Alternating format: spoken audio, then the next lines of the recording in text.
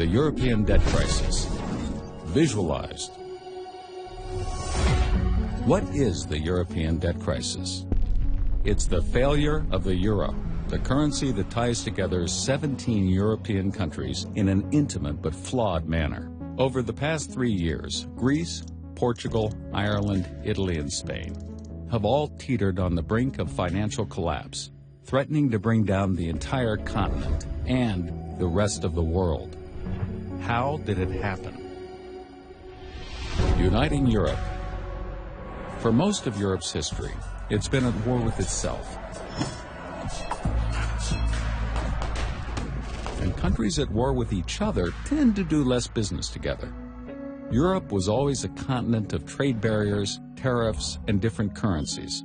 Doing business across borders was difficult. You needed to pay a fee to exchange currencies. And you needed to pay a tariff fee to buy and sell to companies in other countries. That tended to stifle economic growth.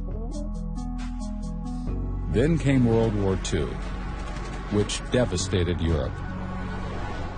Because the situation was so dire, the fastest way to rebuild Europe was to begin to remove these barriers.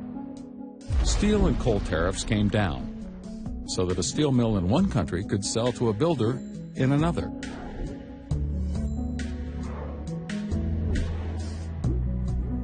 This gave the survivors an idea: a unified Europe, a union across the continent that would end all future wars.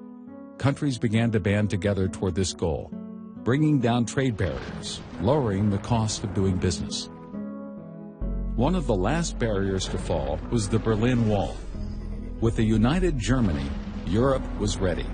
27 countries signed the Maastricht Treaty and created the European Union. This made doing business across borders easier, but there was still one major obstacle: the different currencies.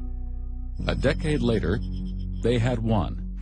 The euro launched on January 1st, 1999. Countries adopting the euro, called the euro area, discontinued their own currencies. They also discontinued their own monetary policies, giving control to the newly formed European Central Bank, commonly referred to as the ECB. The euro area now had one unified monetary policy, but it still had many different fiscal policies. A key reason for the current debt crisis. Monetary policy versus fiscal policy. You see, it's important to understand the difference between monetary policy and fiscal policy. Monetary policy controls the money supply, literally how much money there is in the economy and what the interest rates are for borrowing money. Fiscal policy controls how much money a government collects in taxes and how much it spends. The government can only spend as much as it collects in taxes. Anything above that amount, it has to borrow. This is called deficit spending.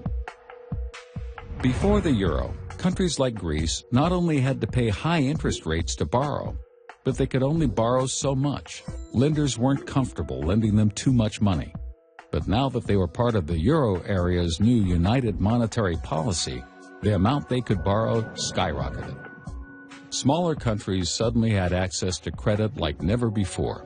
Greece and other countries, which previously could only borrow at rates around 18%, could now borrow for the same low rate as Germany. How? Germany's credit card. You see, joining the euro area is a lot like sharing a credit card. Germany's credit card. Lenders now believe that if Greece was unable to repay its loans, Germany and the other big economies of Europe would step in and repay them because they were now bound by a common currency. With a new abundance of cheap credit, Greece and other European countries were able to adjust their fiscal policies and increase spending to previously impossible levels. Some countries embarked on huge deficit spending programs, primarily for politicians to get elected. They made promises such as more jobs and generous pensions, all of it paid for with the new money they could now borrow. The governments of Greece, Portugal, and Italy accumulated huge debts. However, they were able to repay these debts with more borrowed money. As long as the borrowing continued, so did the spending and the unbalanced fiscal policies. In Ireland and Spain, cheap credit fueled enormous housing bubbles, just as it did in the United States. Credit flowed, debt accumulated, and the economies of Europe became tightly intertwined. Companies began opening factories and offices across Europe. German banks lending to French companies, French banks lending to Spanish companies, and so on and so forth. This made doing business incredibly efficient, while at the same time tying together the collective fate of the euro area. Things continued this way as long as credit was available, and credit was available until 2008. Spurred by a collapse in the U.S. housing market, a credit crisis swept the globe, bringing borrowing to a halt everywhere. Suddenly, the Greek economy couldn't function. It couldn't borrow money to pay for all the new jobs and benefits it created. It couldn't borrow the new money it needed to pay its old debts. This was a problem for Greece, but because of the unified monetary policy, it was also a problem for all of Europe. Much of Europe had been on a spending spree and borrowed more money than it could ever repay.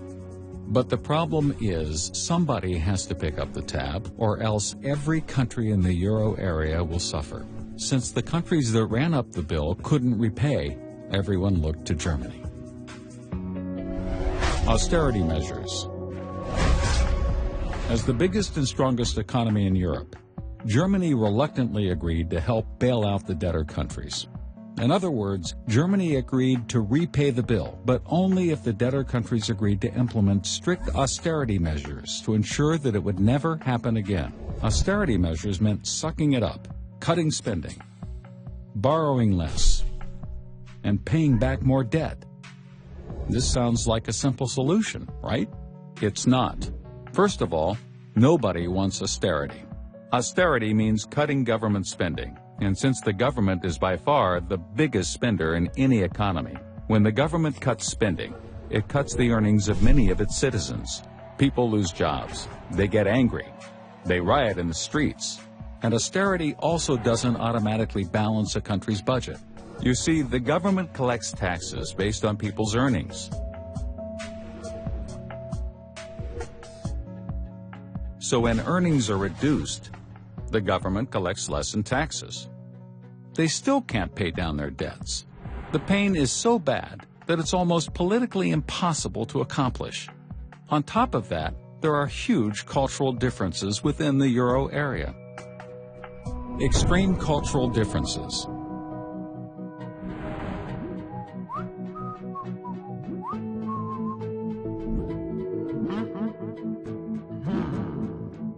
Germany is very financially responsible.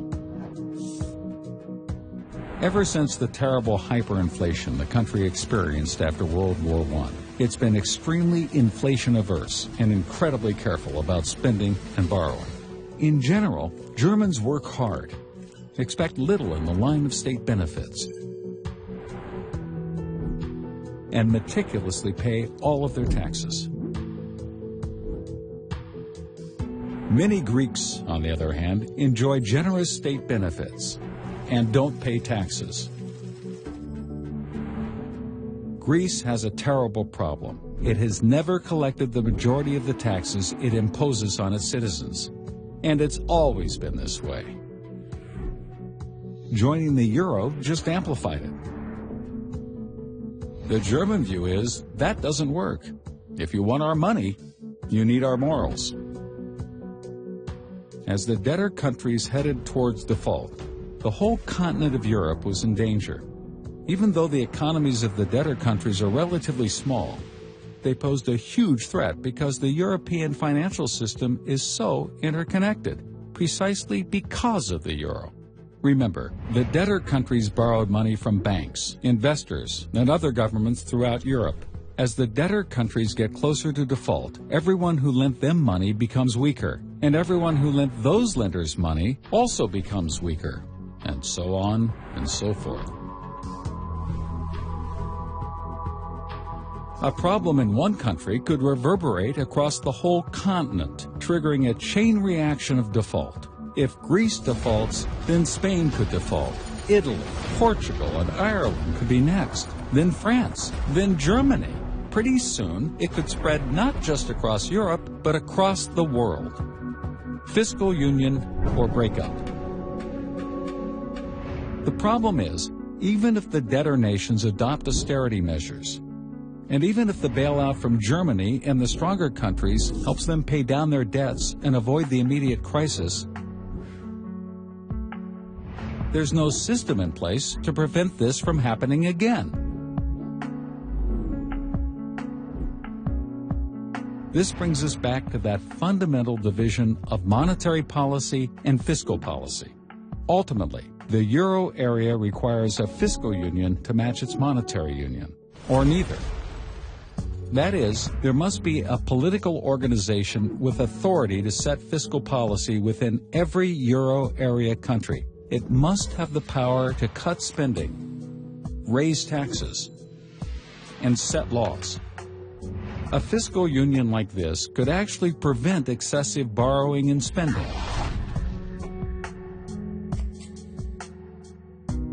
However, this is an enormously complicated and unpopular notion.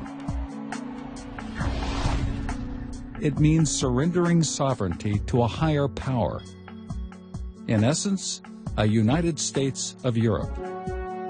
Yet, without a centralized fiscal union, countries will continue to run deficits, accumulate debt, degrade the value of the euro, and threaten the stability of Europe. Can Europe take the necessary steps and create a fiscal union alongside the monetary union? Or will the monetary union break up and the euro disappear?